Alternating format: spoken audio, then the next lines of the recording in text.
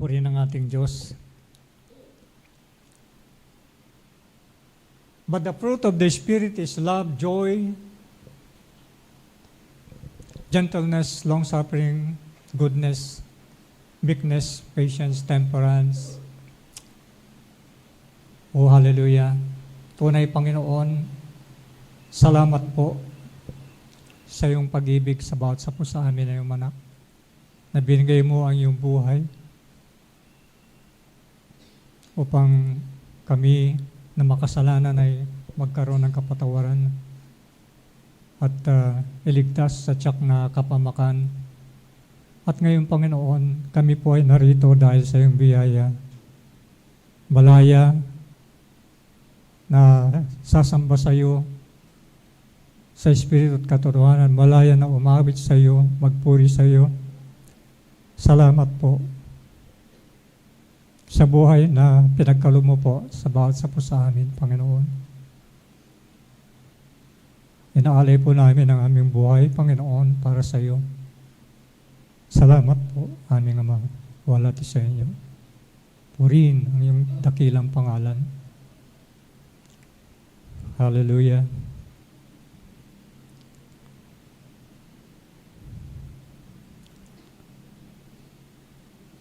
Ang ating salita ng Diyos sa umagang ito natin mula po sa awit 32, talatang 11.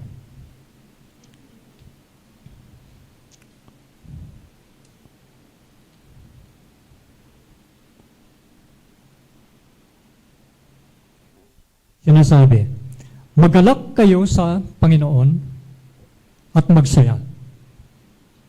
Kayong mga matuwid, umawit kayo. Kayong lahat na may matuwid na puso. Tunay, Panginoon, salamat po sa kagalakan. Salamat sa pag-awit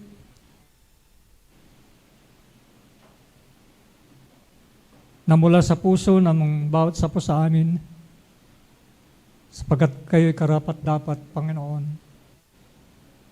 sa aming pagpupuri at pagsamba. Salamat po. Turuan niyo po kami sa umagang ito na yung salita. Buksan niyo ang aming puso, ang aming kaisipan, aming Panginoon. Dito po sa aming puso matanim at magugat, lumago, magbunga sa aming mga buhay. Salamat po sa iyong pagtuturo sa amin sa umagang ito. Maraming salamat po aming Diyos, aming banal na Espiritu sa iyong pong pagpapaunawa sa amin, Panginoon. Minsan pa, humingi po kami ng iyong paglilinis. Gawin yung malinis ang aming puso na susidlan ng iyong mga salita. Kami humingi ng iyong kapatawaran sa mga nagagawa namin na hindi niyo kalooban sa buhay namin, Panginoon. Salamat at salamat po sapagkat malaya po kami na magpuri sa iyo at sumamba sa iyo at makinig ng iyong salita. Sapagkat kayo narito, Panginoon, ito'y banal na dako at walang puwang ang iyong mga kaaway, Panginoon. Salamat at salamat, purihin kayo, aming Diyos, sa tanging pangalan po ng aming Panginoon Kristo. Amen. Salamat mga kapatid, tayo po'y makakaupo na. Purihin ang ating Diyos, palapakan natin ang Panginoon. Amen. God loves you. Sabihin niyo sa inyong kapatid, katabi. God loves you. And I love you in the Lord. Amen. Praise the Lord. Praise the Lord. So, pag-ibig po mga kapatid. Hallelujah. Ang pag-ibig ng Panginoon, hindi nagmamaliw. Kaya last month, Love is the theme. This month, joy is the theme. Isang lang naman ang bunga ng banal na Espiritu. Marami lang virtue. Amen? Love, joy, peace, long-suffering, gentleness, goodness, faith, meekness, temperance. Siyam po yan.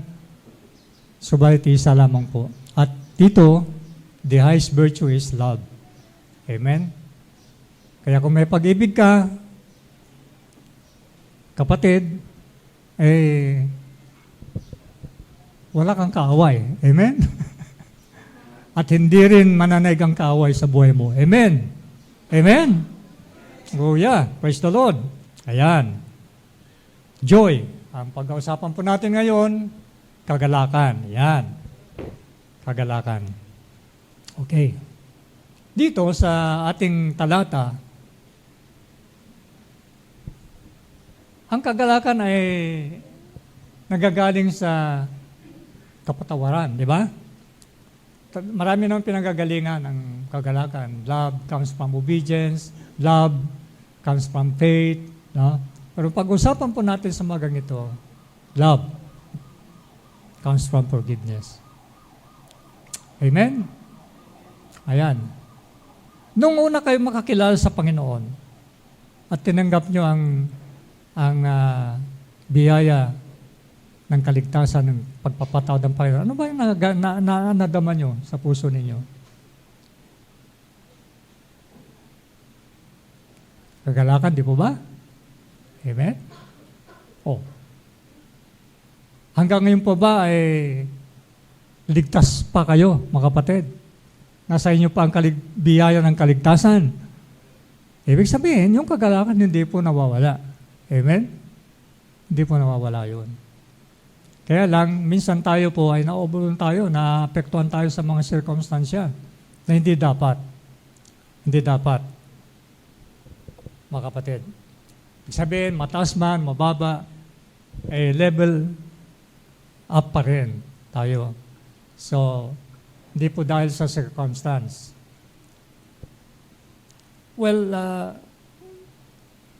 totoo naman na kung malit lang tinatanggap mo, malit lang yung no? Pero kung malaki ang yung tinatanggap, parang napakalaki rin ang no? Galakan.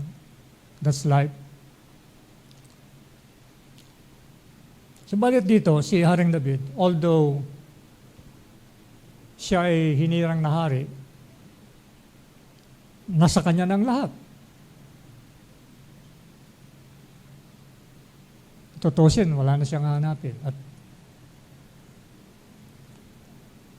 ganun na lamang ang kagalakan ni Haring David nung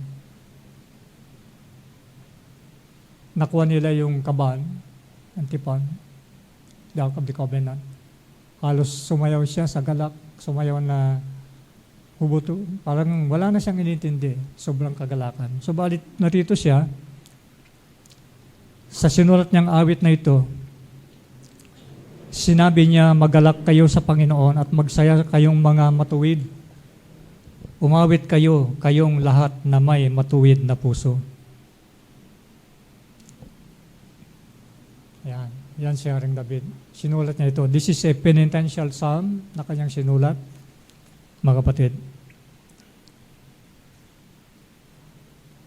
Subalit, sa buhay natin, maraming mga anak ng Diyos na pupunta sa iglesia, madalo, simbahan, tapat, ngunit hindi masaya. Minsan, hindi mo makita ang ngiti, hindi masaya. Bakit kaya? Naglilingkod naman, umaawit. Dumadalo. Ngunit may bigat sa puso. Ano kaya ng pampabigat na sa puso?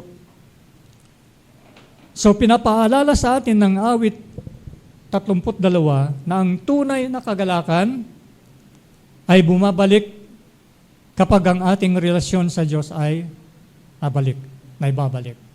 Yan. Sinulat ni Haring David ang awit na ito matapos maranasan ang sakit ng nakatagong kasalanan. Sakit ng nakatagong kasalanan sa puso ni Haring David. Subalit nung maranasan niya na nawala, sakit na yon,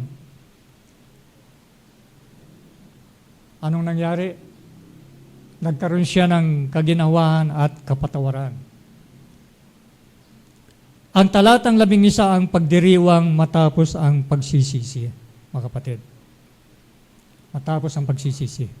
So una, magalak kayo sa Panginoon ang pinagmumulan ng ating kagalakan. Hindi sinabi ni David, magalak kayo sa inyong sitwasyon. O magalak kayo sa inyong tagumpay. Sinabi niya, magalak kayo sa Panginoon. Ang ating kagalakan ay nakaugat sa Diyos, hindi sa mga pangyayari. Maring magbago ang sitwasyon. Minsan, ngayon masayang-masaya ka, maya-maya, malungkot ka na. Ngunit hindi nagbabago ang Panginoon. Amen. Kapag tayo'y bumalik sa Kanya, sa ating Diyos, bumabalik ang kagalakan. Kapag ang kagalakan ay nawawala, huwag tumingin sa paligid.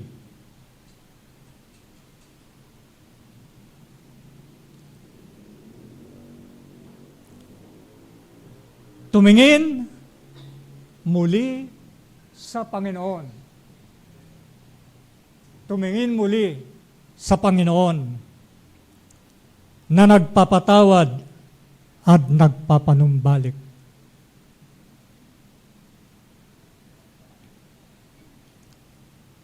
Pangalawa, punto, magsaya kayong mga matuwid. Ang kagalakan ay mula sa kapatawaran. Sino ang matuwid? Sino ang matuwid?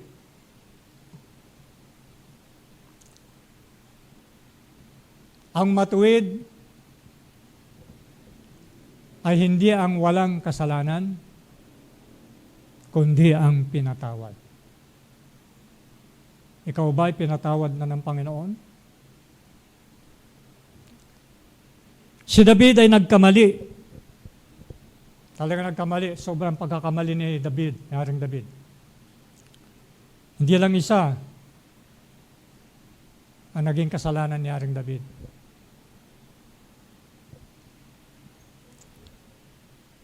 Ngunit nang siya'y umamin at nagsisi, siya'y pinatawad at naibalik.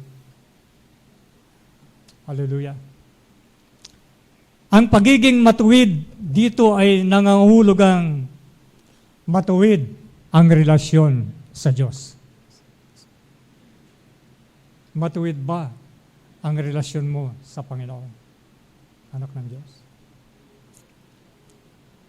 Ang kapatawaran ay nagdudulot ng kalayaan. At ang kalayaan ay nagbubunga ng kagalakan. Kapag ang kasalanan ay kinikimkim, may bigat sa puso.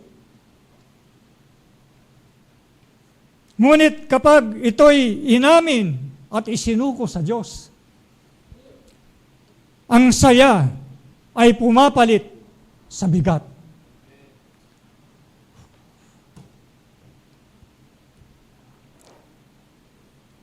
Pangatlong punto, mga kapatid, umawit kayong lahat na matuwid ang puso. Ang kagalakan ay pinapahayag sa pagsamba at pagpupuri sa Panginoon. Ang kagalakan ay hindi tahimik. Joy is not silent.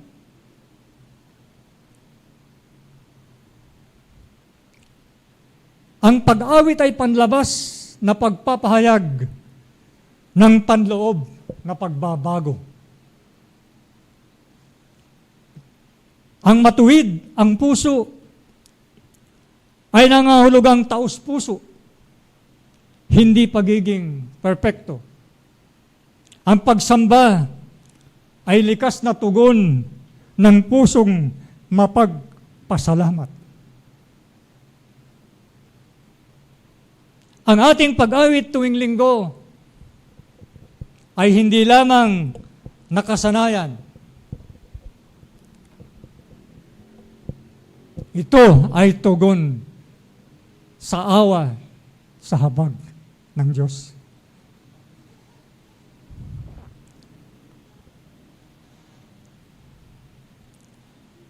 Ang mga pinatawad ay dapat maging masayang tao. Ang mga pusong naibalik sa Diyos ay dapat maging pusong sumasamba. Tayo'y nawala, ngunit pinatawad. Tayo'y nabibigatan, ngunit pinalaya. Tayo'y tahimik noon, ngayon ay umaawit. Purihin ang ating Diyos. Tayo'y umawit, mga kapatid. Malaya ka na ba, kapatid? Malaya? Tayo'y umawit.